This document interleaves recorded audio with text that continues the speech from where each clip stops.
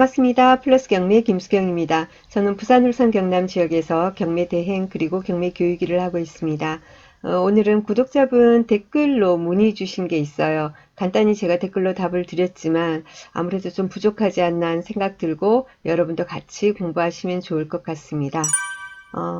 홍세환님 질문이에요. 안녕하세요, 소장님. 유튜브를 정주행하고 있는 구독자입니다.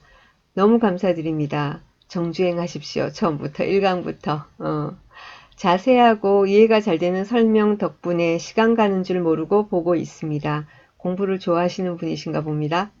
덕분에 자신감을 얻어 분석을 시도하다 보니 질권과 소액 전세권이 있는 물건을 보게 되었습니다. 소액 전세권 설정은 후순위로 소액 임차인이 못 들어오게 막은 것 같기는 한데 그 부분 제가 얼마 전에 강의했죠. 질권의 의도를 모르겠습니다.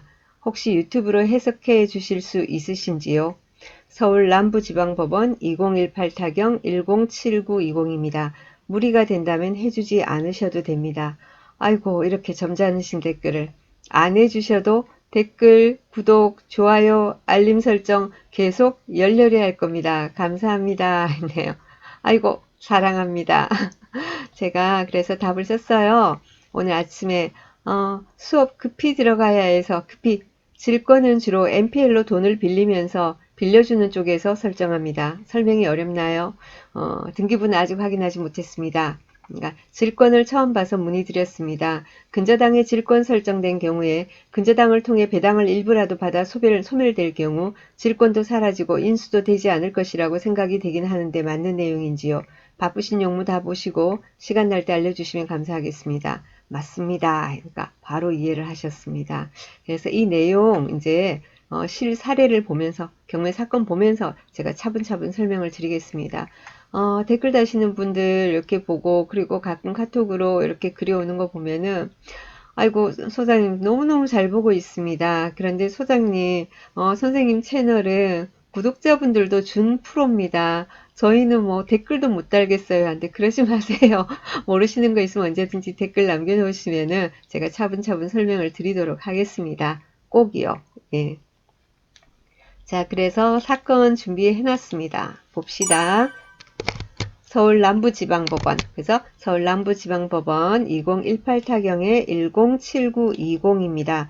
매각기일은 내년 2월 12일입니다. 한참 남았네요. 자, 구로구 구로동에 476-44번지에 있는 빌라입니다. 빌라고요. 감정가가 2억 9,800. 그런데 반값으로 떨어져 있네요. 51%입니다. 1억 5,257만 6천원 돼 있고요. 5월 21일 날 경매 1차 있었고 유찰 되다가 낙찰이 됐었네요. 8월 28일 날 2억 1,069만 원에 한 명이 입찰을 해가지고 낙찰을 받았는데 미납을 했습니다. 자, 미납이에요. 불허가가 아니고 미납이에요. 미납을 했다라는 것은 권리분석에 특별한 문제는 있었다라고는 보이지 않습니다. 그죠? 특별히 왜 그랬을까요? 왜 미납을 했을까? 일단 같이 봅시다.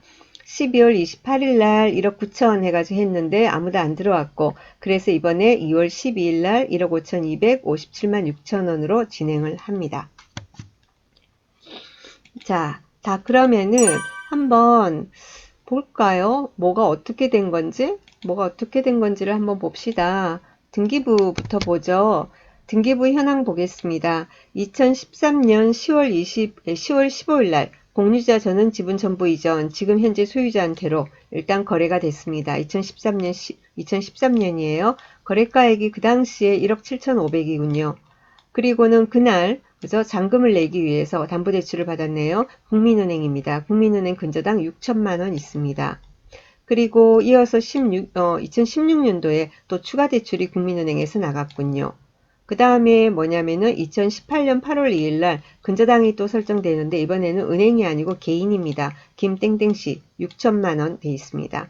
그리고 이 근저당을 설정하면서 근저당권자 김땡땡씨가 전세권을 설정합니다. 건물 전부에 대해서 500만원으로 흔히 보는 케이스입니다. 제가 이 내용에 대해서는 2번 정도 영상을 올렸습니다. 이렇게 후순위 근저당권자가 특히나 대부라든지 뭐 등록된 대부도 있고 사실은 등록 안 하면 그거는 불법인데 그죠?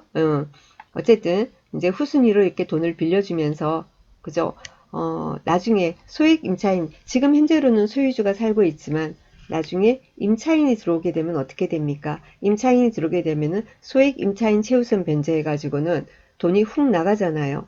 자, 그러면은 이 사람 지금 김땡땡 씨가 돈을 빌려줄 때 자기가 볼 건데 임차인이 없는 상태라면은 국민은행이 6천만 원, 4,560만 원에서 1억 560만 원이 있잖아요. 그죠? 그러니까 내가 빌려줘도 되겠다. 한 6천 정도는 이렇게 계산은 되는데 만약에 그 뒤에 임차인이 들어와 버린다 이러면은 소액 임차인 최우선 변제에서 훅 해가지고 그죠? 뭐 3천 몇백만 원 나가게 되면은 곤란한 상황이 벌어지지 않습니까? 그래서 일부러 전세권을 설정해 놓는 겁니다. 그죠? 며칠 전에 이런 강의 올렸습니다. 참고하시기 바랍니다. 자, 그래서 지금 이렇게 돼 있고, 그리고 이 김땡땡 씨가 경매를 신청한 겁니다. 그죠? 자기도 근저당이 있으니까, 그래서 요 김땡땡 씨가 경매를 신청을 했어요. 2018년 12월 20일 날.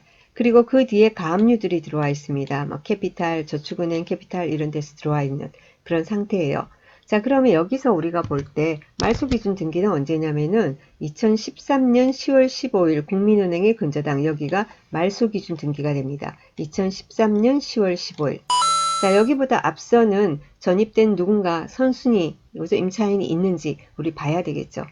자, 임차인 보니까 뭐 있냐면 김땡땡 씨 있어요. 김땡땡 씨 주거용 전부. 아까 밑에서 본 전세권입니다. 전세권 500만 원이에요. 그리고 이땡땡 씨가 있습니다. 이땡땡 씨는 2013년 10월 18일이에요. 2013년 10월 18일. 그죠? 자, 말소 기준 등기는 10월 15일. 이 사람 이땡땡 씨는 10월 18일. 그래서 대항력이 없습니다. 자, 그러면 이 사람 임차인인가? 그건 또 아니래요. 아니랍니다. 자, 법원에 현황조사서 보겠습니다. 현황조사서 보니까 어떻게 돼 있냐면은 현장 방문하였으나 폐문부재로 이해관계인을 만나지 못하였고 안내장을 놓고 왔으나 아무런 연락이 없어서 임대차 관계는 미상이다. 다만 전입세대 열람 내역서 및 주민등록표에 채무자금 소유자와 그 가족만 등록되어 있는데 남편인 이땡땡씨가 세대주로 되어 있어서 일단 이땡땡을 점유자로 등재함. 뭘 점유자로 등재함 이럽니까? 소유자, 가족 이러면 좋을 텐데, 그죠? 그러니까 여기서 결론은 뭐예요? 소유자 송모씨 있잖아요, 그죠? 예, 그분이 여자다, 그죠? 부인이 소유자고 남편이 세대주 이 땡땡씨다. 그러니까 결국은 소유자가 산다 이 말이에요. 임차인 아니다 이 뜻이에요.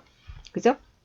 그리고 그렇게 해서 그러면은 매각물건 명세서도 보니까 뭐라고 되어 있습니까? 2013년 10월 15일 근저당권 여기가 말소기준 등기 최선순위 설정이고 그리고 김땡땡은 아까처럼 전세권자 그죠? 그 다음에 이땡땡은 뭡니까? 이땡땡은 소유자의 남편이었죠. 그죠?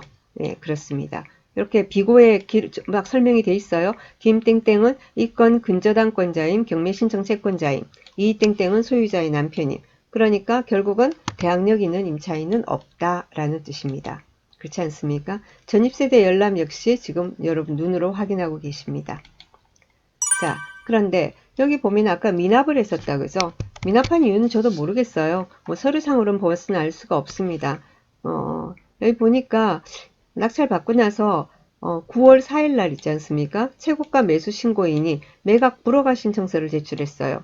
매각 불허가 신청서를 내는 거야. 자기 마음입니다. 누구나 그죠? 내고 싶으면 내는 건데 그게 확실한 어떤 사유가 인정이 되면은 불허가가 받아들여지고 그리고는 뭡니까? 그 입찰 보증금을 되돌려 받을 수 있는 거고 그걸 인정을 못 받으면 그냥 뭐 미납 처리되고 입찰 보증금은 몰수당해서 그 다음 경매에서 누군가 낙찰을 받으면 그 돈하고 몰수된 보증금하고 합해가지고는 배당에 쓰이게 됩니다. 채무상은 좋은 거죠. 더 많이 변제가 가능하니까. 그리고 9월 20일 날 해서 채무자금 소유자 송땡땡 파산 선고 및 지위승계 뭐 이런 게 나오고 그 다음 뭐 이렇게 나오는데 특별히 제가 뭐 서류상으로 이 사람이 왜 불허가 신청서를 냈는지는 알 수가 없습니다. 예, 그건 알 수가 없고요. 그리고 그런데 이분이 뭡니까? 설명을 이렇게 질문한 것은 무슨 내용을 보고 하셨냐면은 문건 송달 내역에 보면 어떤 게 나오냐면은 이런 게 나와요. 근저당권부 질권자 박땡땡 최고서 발송. 그죠? 그런 말이 나와요. 여기도 근저당권부 질권자 박땡땡 매각 및 매각 결정기일 통지서 발송. 이 질권이 뭐라는 거예요? 뭐냐 이거죠. 음, 아까 보면은 이 사건 보면은 어떤 게 나왔었어요? 어, 근저당 국민은행 있고 김모 씨 이 사람이 그죠? 이 사람이 돈을 빌려줬어요. 자, 개인 이름으로 돼 있는데요. 개인 이름으로 돼 있는 경우도 있고, 그리고 정식 뭡니까? 등록 대부업체라든지, 이런 저기에서 NPL, 그죠? 이죠? NPL이죠, 일종의. 그런 걸, 뭐, NPL을 매수를 한다든지, 아니면은 뭐, 이렇게 돈을 자기가 이렇게 할 때, 뭐냐면은, 돈이 있으면은 되는데, 자기가, 그죠? 자기가 돈이 있어서 다 하면 되는데, 돈이 없는데 이런 걸 할 때 있지 않습니까? 그런 경우에도 돈을 자기가 다른 데서 빌려서 이렇게 또 빌려주는 거예요. 빌려서 빌려주는 거예요. 자, 그러면은 예를 들면 내가 수협이라든지 어딘가에서 빌려서 여기다가 빌려주게 되거든요. 자, 그러면은 그쪽 나에게 예를 들면 수협에서 빌려줬다. 아니면 뭐 농협 어디에서 뭐 지방 뭐 양돈조합 이런 데서 빌려줬다. 뭐 그러면은 그쪽에서는 뭐냐면은 내가 이 사람한테 돈을 빌려줬잖아요. 내가 근저당을 가지고 하고 근저당권자 아닙니까? 그러면 내가 가지고 있는 그 근저당에다가 질권을 설정하는 거예요. 불안하니까. 네, 불안하니까. 자, 그렇게 되면은 나중에 이제 낙찰이 되고 나면은 그 질권자한테 이제 배당이 가는 쪽으로 이렇게 이제 되거든요. 그래서 주로 보면은 NPL을 이용할 때 주로 이제 보면은 그 근저당에 대해서 이제 질권이 들어와 있는 경우가 많이 있습니다. 그래서 근데 입찰자 입장에서는 아무런 뭐 관계는 없습니다. 여러분이 신경 쓰실 건 없고요. 자기들끼리 뭐 해결할 부분이니까 돈이 왔다 갔다 하면서 해결할 부분이고 뭐 적정이 안 와서 이제 배당도 되고 뭐 배당 우선 배당하는데 동의하고 동의서도 내고 막 이러면서 막 돌아갑니다. 그래서 그거는 입찰자 입장에서는 아무것도 걱정하실 건 없으세요. 없고요. 다만 여기서 후순위 채권자가 저쪽에서 그 질권자한테 돈을 빌려서 이쪽에다 빌려줬구나. 그렇게 돌아가는 시스템이구나. 이렇게 여러분이 아시면 되는 겁니다. 그리고 이 사건에서는 조금 신경 써야 될 게 왜 미납을 했을까? 그죠? 왜 미납을 했을까? 그죠?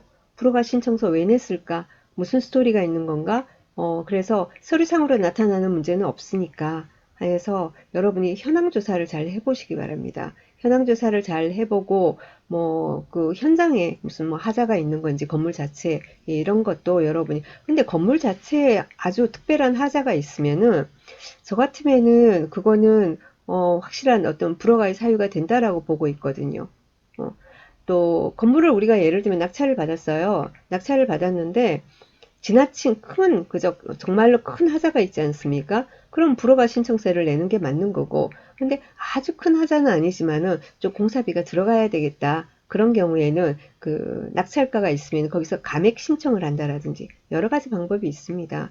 네, 그런데 잘 모르겠어요. 여기서 왜 미납을 했는지 그건 여러분이 알아보셔야 될 것 같습니다. 그래서 저기 질문한 내용, 질권에 대한 답을 오늘은 드렸습니다. 간혹 여러분이 보시게 될 겁니다. 아, 그런 거구나 하고 아시면 되고 이제는 왜 그 뭐십니까 후순위 근저당권자가 전세권 설정하는 거는 이제 완벽하게 아시겠죠. 그죠? 자, 오늘 여기까지 하겠습니다. 수고 많이 하셨습니다. 오늘도 좋은 하루 보내시고요. 내일 또 뵙겠습니다. 감사합니다.